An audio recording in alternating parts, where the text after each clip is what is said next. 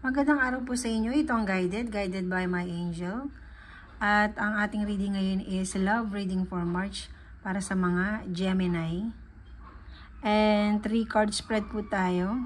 Ang meaning ng card ko ngayon is I. Yung unang card is I. Pangalawa is Love. And You, which is yung I, syempre is ikaw. Yung love is between you two. And yun naman is yung sa partner mo.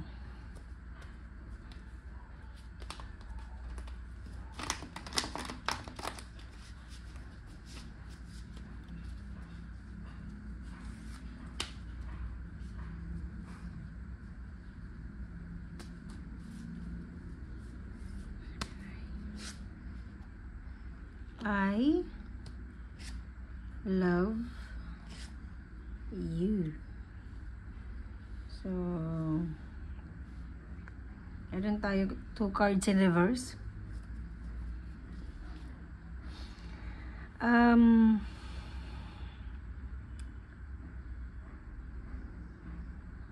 In love ngayon, si Gemini. In love siya to the point na feeling niya nakatali siya dun sa isang relationship ngayon. And yung sobrang pagmamahal niya dun sa partner niya is yun yung bagay na nagpapahirap sa kanya ngayon. Although maraming nakasupport sa kanya, medyo struggle ka within your partner ngayon.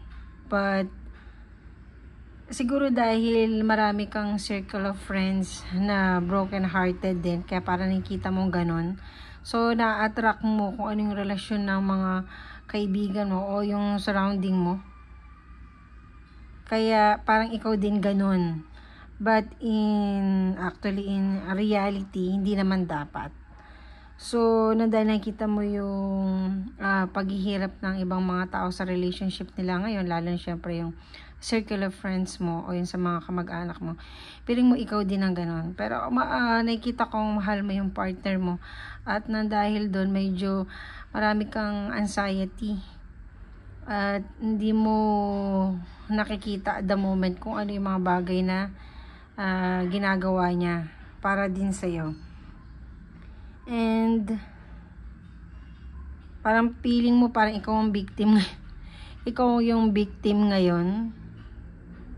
Bakit kaya? So, para sa inyong dalawang relationship is hindi ito yung time for reconciliation kung medyo may tampuhan kayo ngayon. Dahil nakita ko naman yung relationship ninyo is hindi naman talaga at shake. Baga marami ka lang anxiety ngayong March dahil marami kang iniisip ng kung ano-ano yung sa iyong partner. And yun nga, ang partner mo pinipilit niyang magpakakalma.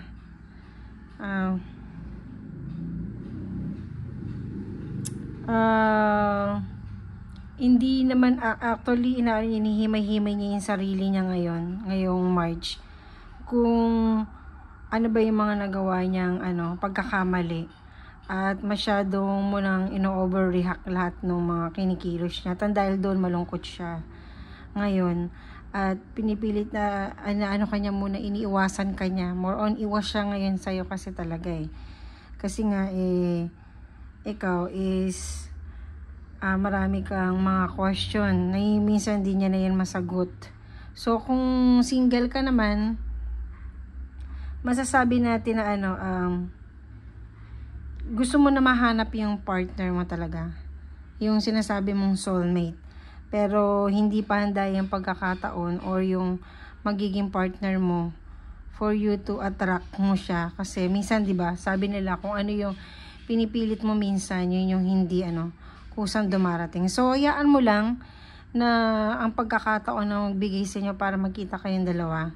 At ang pagkakataon yung magpapakita siya sa'yo in a right time and in a right place.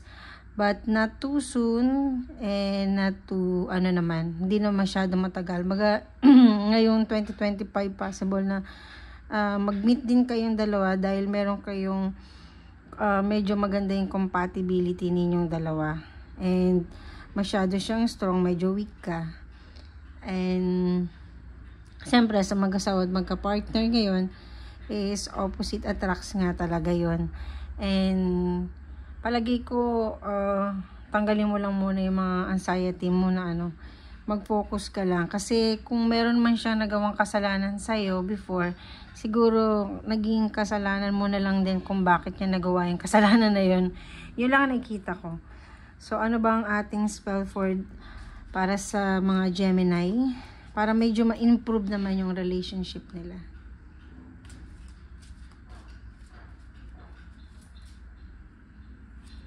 Moon spell. So tayo ay